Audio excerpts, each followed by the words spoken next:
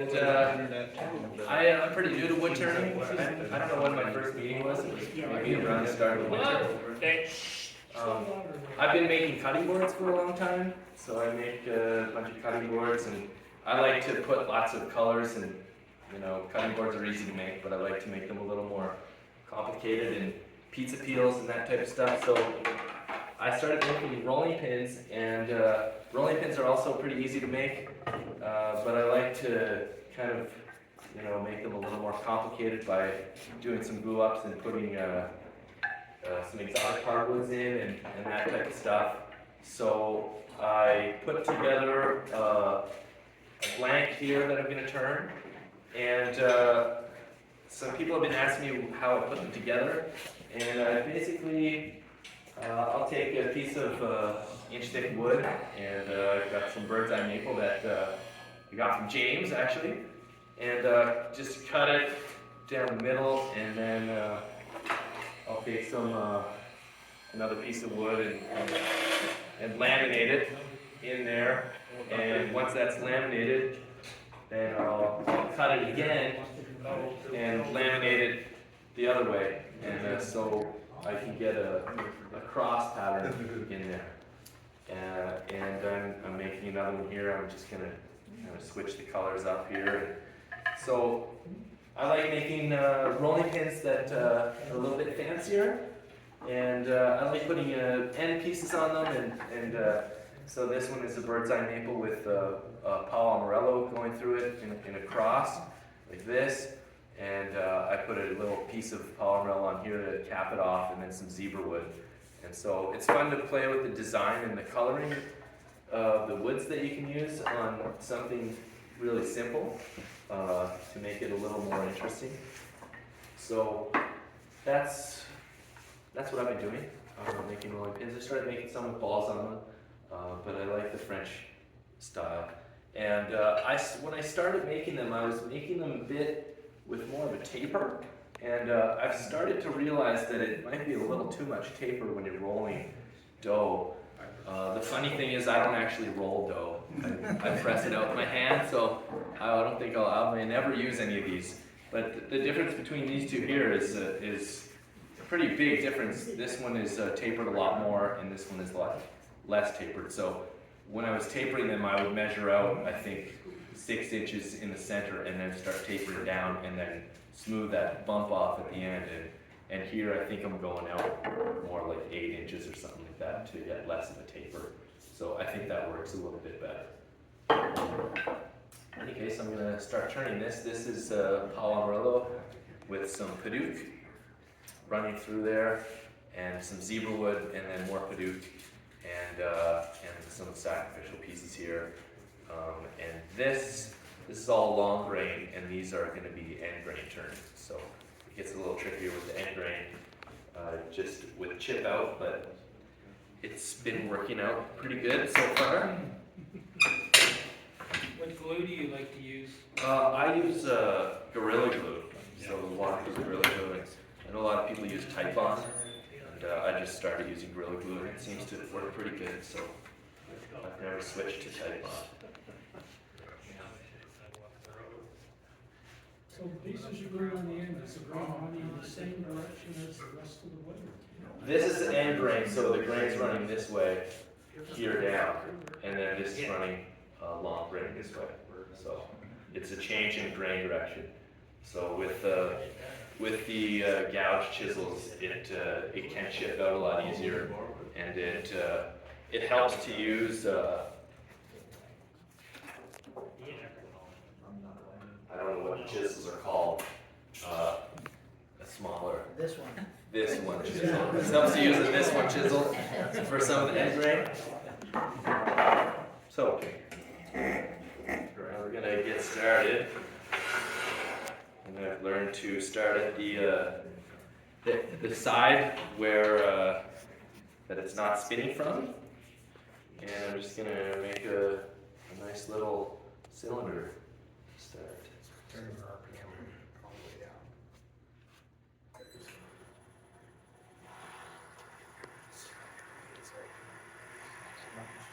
Yeah.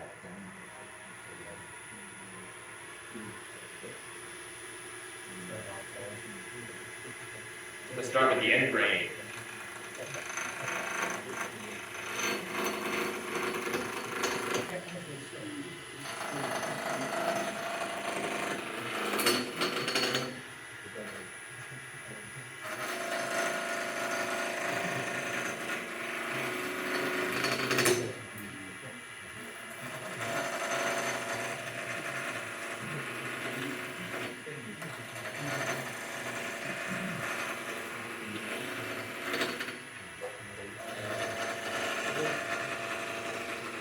These are not all glued flush together, so it's a little bumpy until I get it cut a little smoother.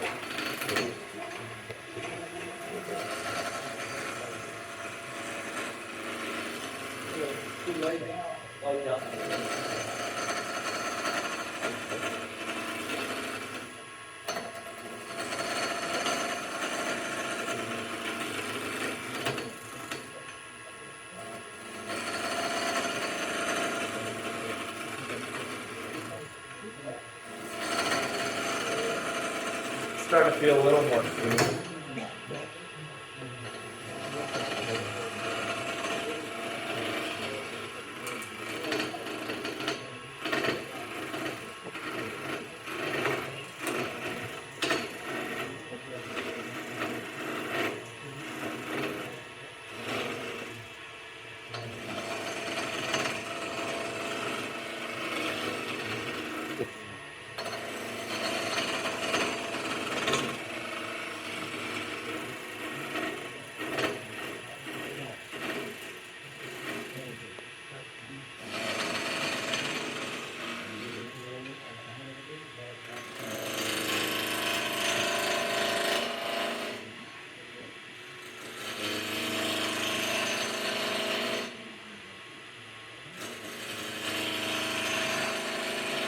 A lot smoother turning the long grain.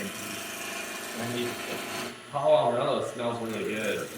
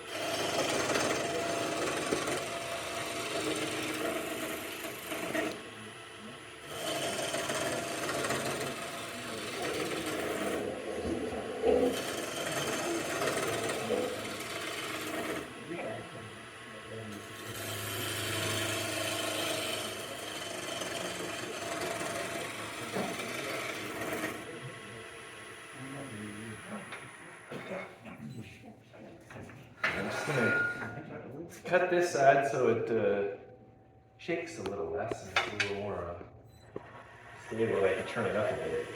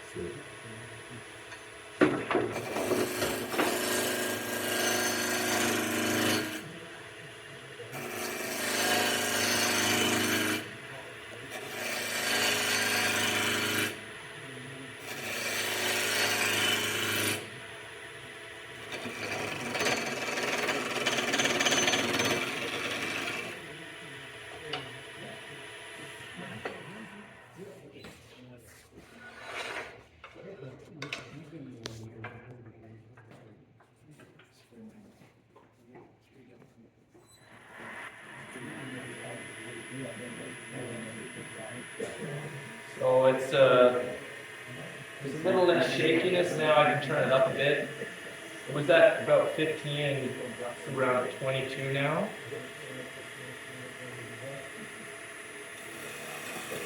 That makes it a little smoother too.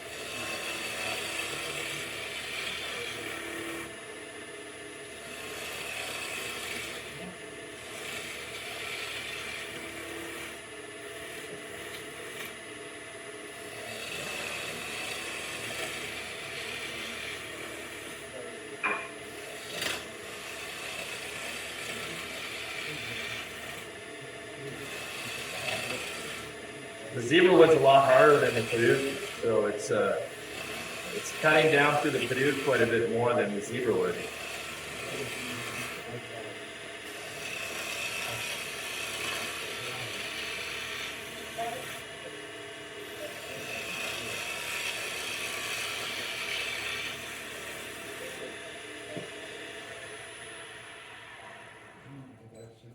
So that's round now. So I'm gonna start with some of the polymer and kind of take it all down to the cylinder.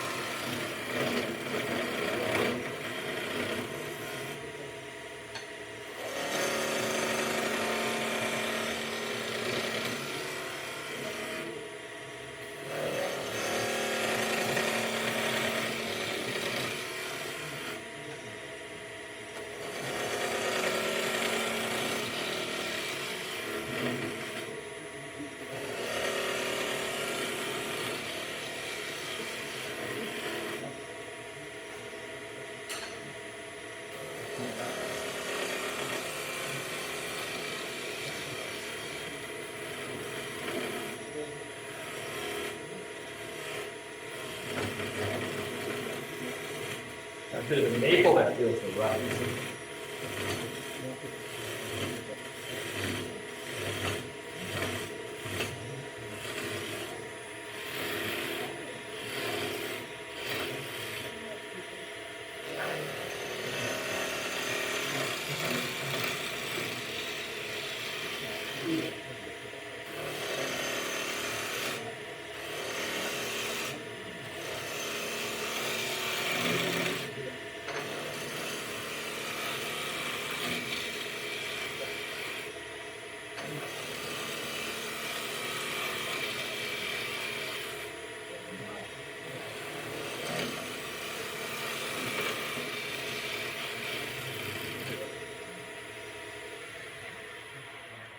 No, something like that. Getting close.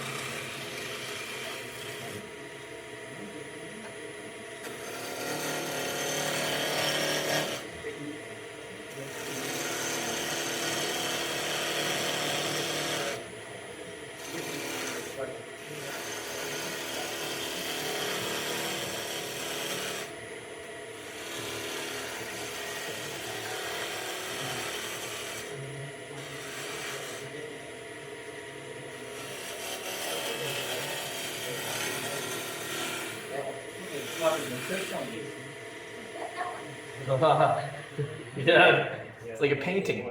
Painting my shirt. Poor man's cheese. It's delicious.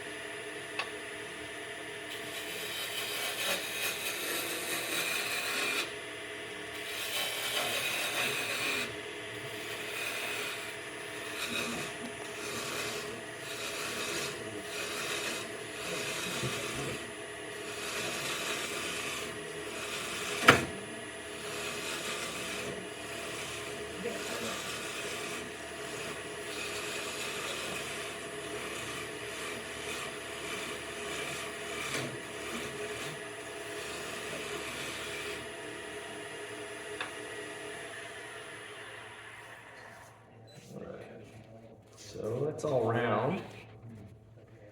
Got a little gap in one of the glue ups here. And we'll see if it disappears as we get into it. But if not, just always CA glue.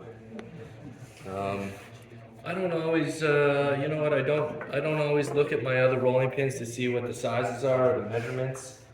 I often forget what I did the time before. They're all generally the same.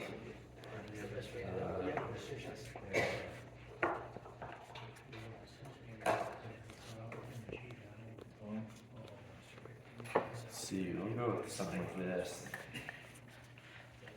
So I'm not going to bother with measurements, I'm just going to copy this one. I think it's something like an inch. So go down here and Do you mark off where the taper's gonna start? yeah, I'll put a mark down here for 1 3/4 where I want to end the taper on each end, and then I'll put another one in here at about 2 inches or an inch and a half. What is it? I'll just have to look at one of these, and I'll use what do they call it? The little chisel that you put a little parting tool. I'll use a parting tool to cut it to depth in a couple spots, and I'll just clear this smooth and reach the other one and taper down. So I'm gonna make my measuring tape, pencil, and I usually just go right at this sacrificial piece that I use. I'll use my special chisel. You all know the name of that chisel again? Parting tool. Very good, very good. Just checking. So I'll use my parting tool on the ends here, usually just for the sacrificial piece, and then I'll put another marking here somewhere. So I'm gonna go with, I'm gonna say 9 inches in the center should be my flat area approximately. So that's gonna bring me up to about here. So I'm gonna say 5 inches in is where I'll use my parting tool, and I'll mark that down to depth there, and one in the middle, 21 inches. And so I'll use my parting tool here and here at the same depth, and then my final taper depth over here. And I'll get this all flattened and taper down, and then I'll kind of take this bump out here a little bit.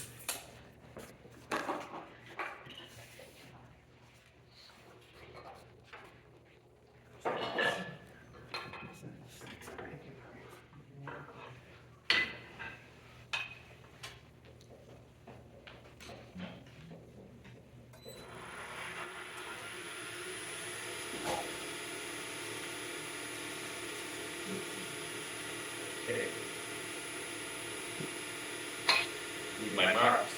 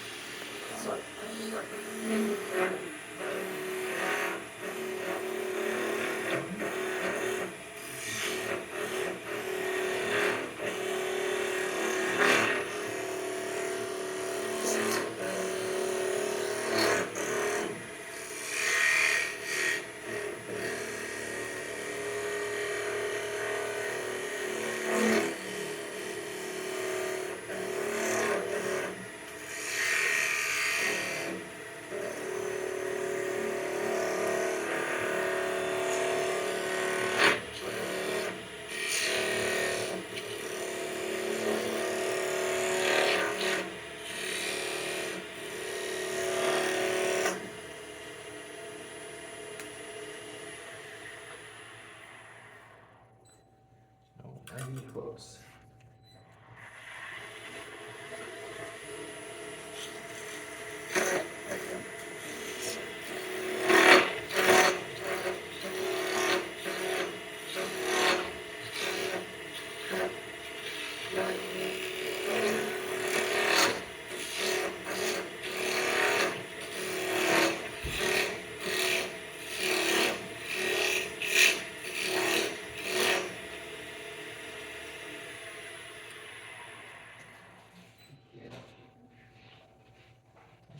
There, 1/8 of an inch, I think.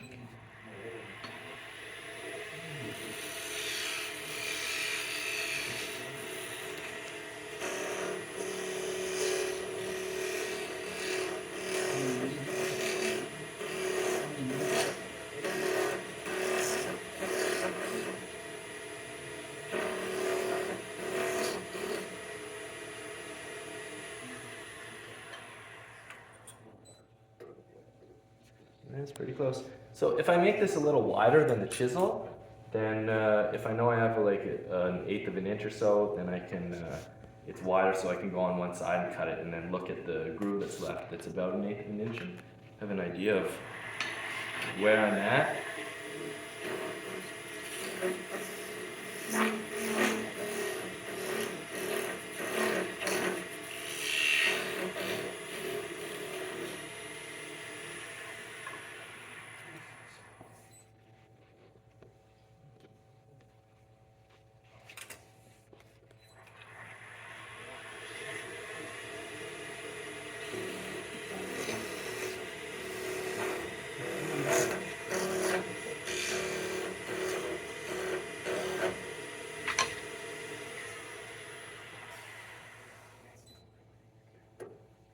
That's pretty close.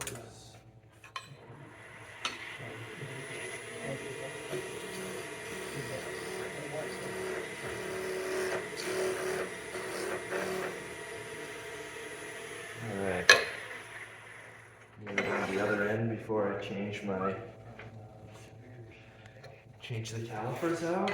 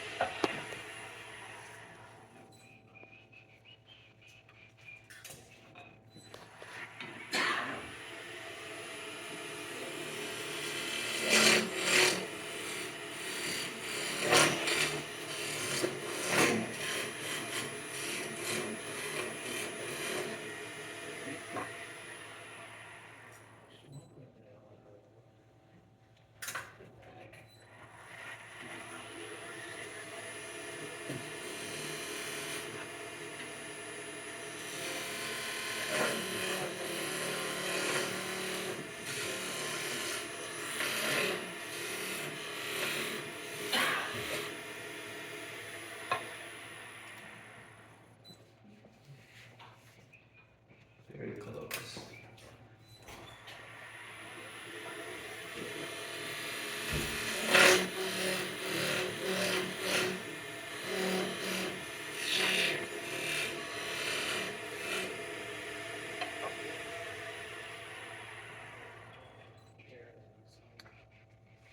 All right.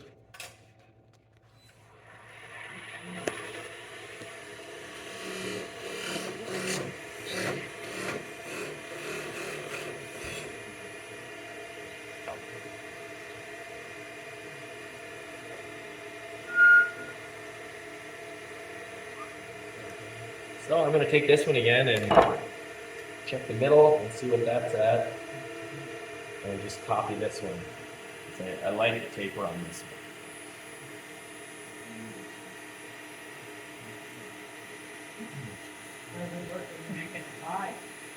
What's that?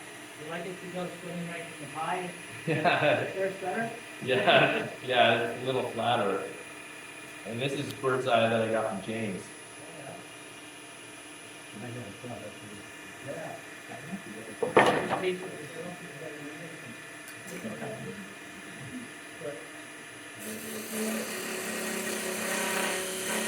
So this is a lot smoother if you're going through the side drain. Oh,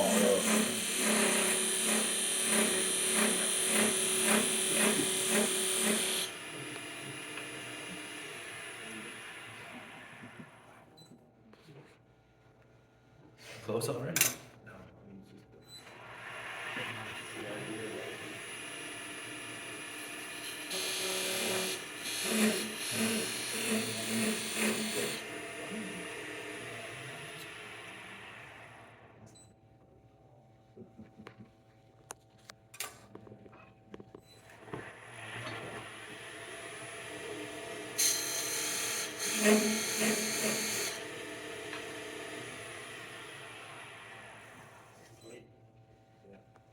That's good.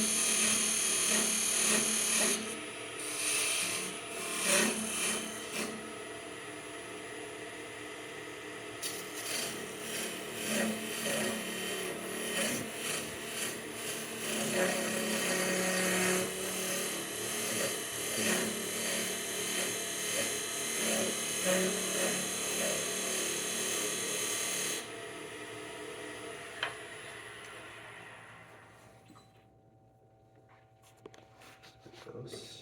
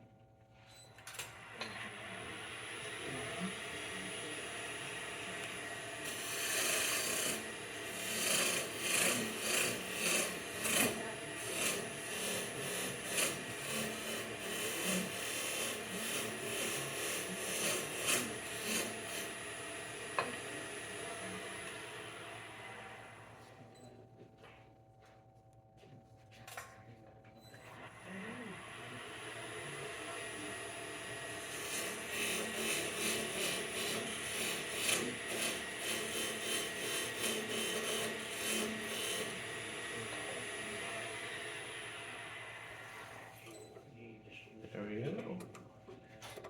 Alright. So, I've got it all kind of it's cylindrical. I've got my depth set on the edges for the taper, and I've got these set. And so I'm just gonna start tapering from here down on this side, and then I'll just move my way down and hit my notch.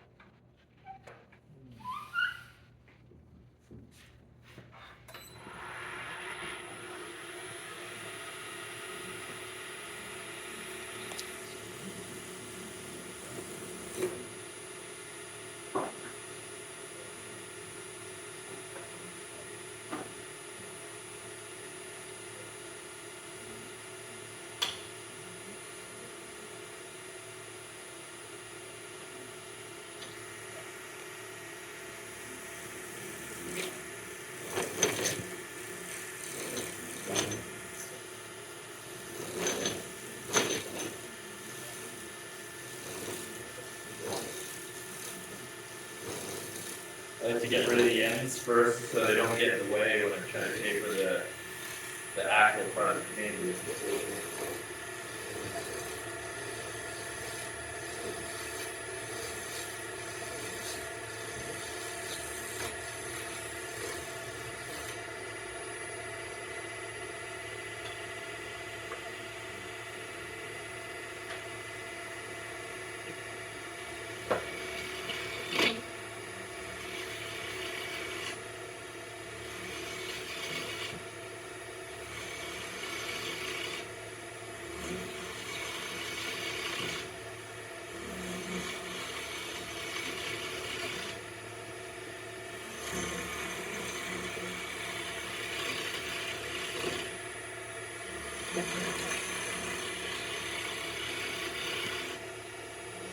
I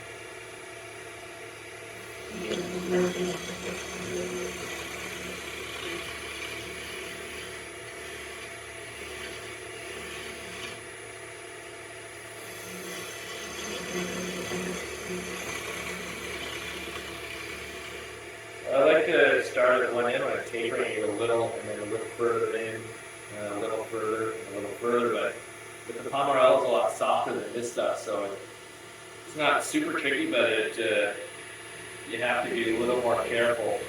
The woods are all different densities, so the zebra wood's a lot harder than the Colorado, or the redwood.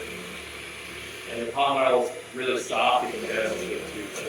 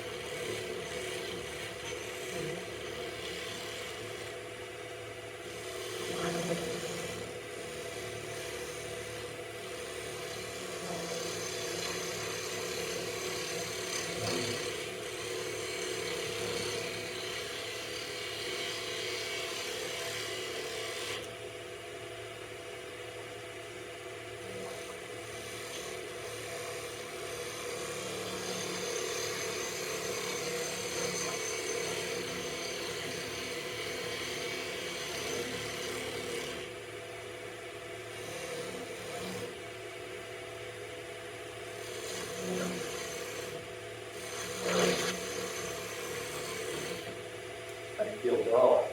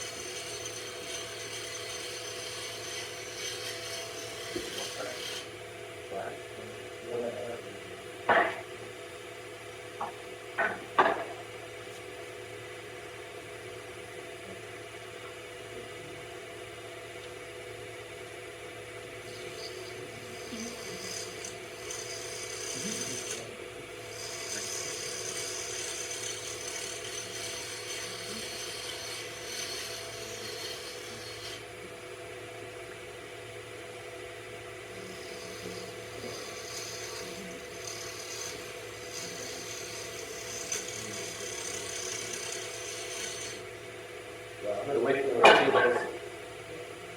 Do this flat part. This isn't ideal for this end grain stuff here.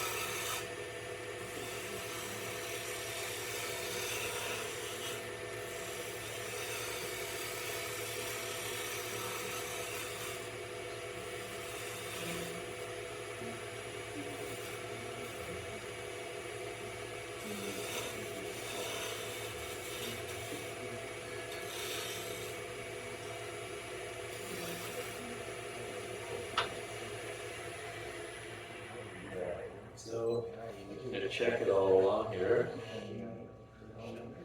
And I'm going to see where I may have gone in a little too far, if anywhere. There's this spot. So that's probably my, yeah, this here is where it should be. It's a little thicker here, so I'm just going to put some lines on it, but I need to take a little off. Down to here.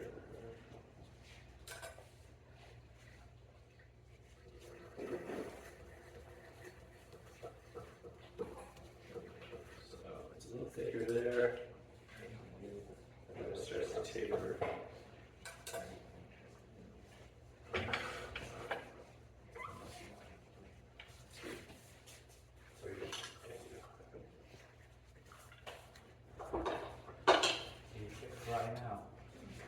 Let's fly now.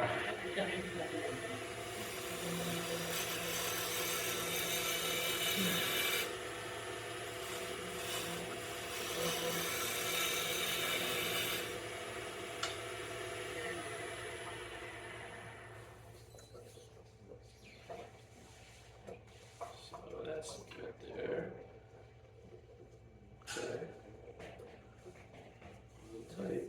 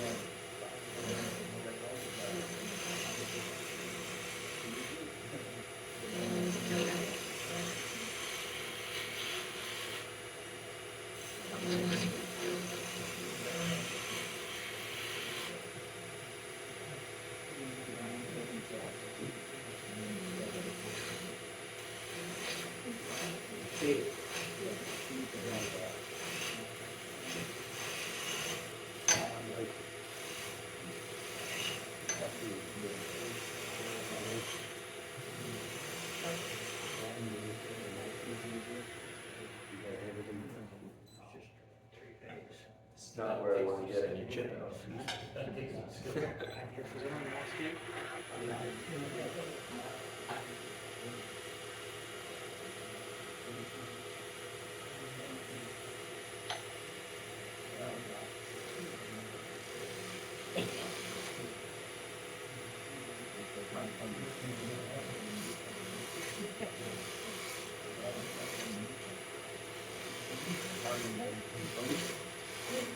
Getting started. But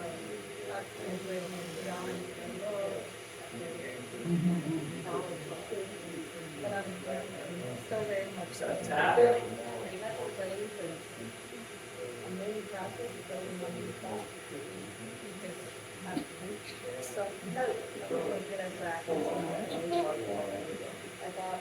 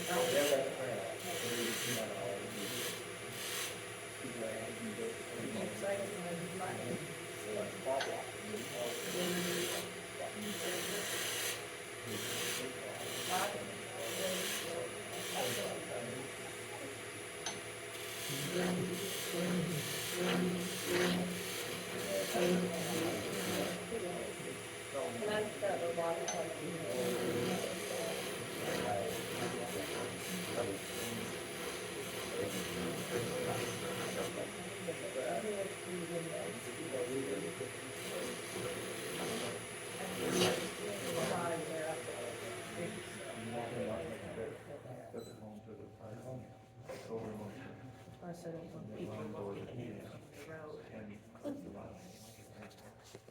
It's looking pretty good, a little hot there. And this needs to be smoothed out. And these need to be smoothed. Just a little bit. So, Can't do it all the time. I'm gonna try to take that, smooth that out there, and then deal with these parts.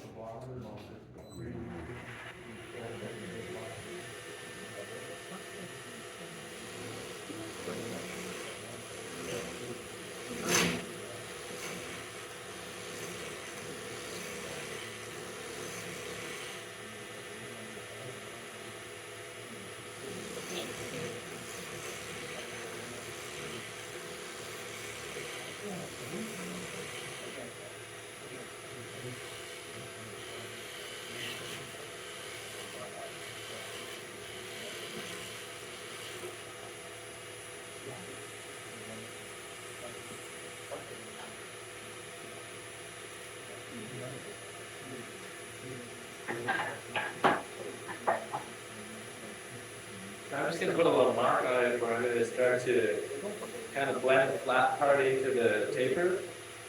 So, this way.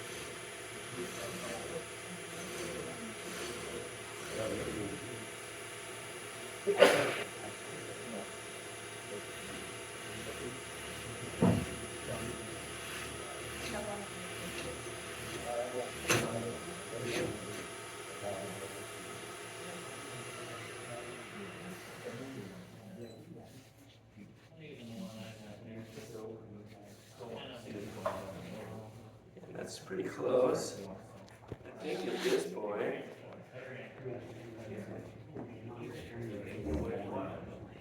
That can come down a little bit above there, but it's pretty close to being done. And when you get this close, I'll take a little more off there, but I like to get a board, a little piece of wood, and put sandpaper on it, and then I can smooth that tapered part and get it all completely flat on both ends, and then do the middle, and then sand it. So Yeah.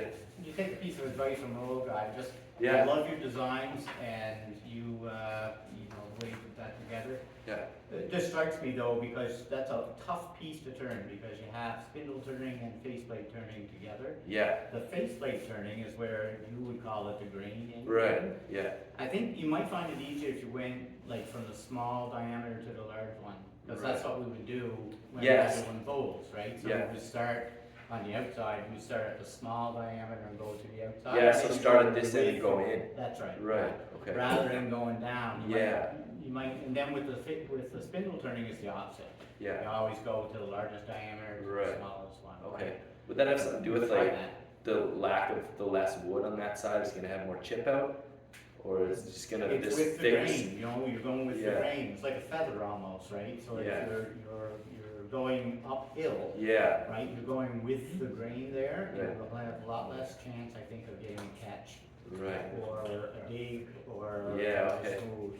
Cool. Yeah, Okay, that's a tough turning though. Yeah, that's a And good, you did good good tip. job, yeah. you know. Yeah, sweet. Yeah, because the end grain is the tricky part. It's- Yeah. This I stuff's think if you easy. Start and go up. Yeah. And rub the bevel on your gouges, and I think you'll Right. find it, yeah, really. Yeah. Okay. Cool. Sweet. Thank you. So start at the tapered end? Sorry. Start at the tapered end, work way in the middle? Well, you would do what he did, but Come which is in. use the parting tool to get to your thing, and start there and go up, Yeah. rather than okay. up and down. Gotcha. Yeah. Right. Yeah. Yeah.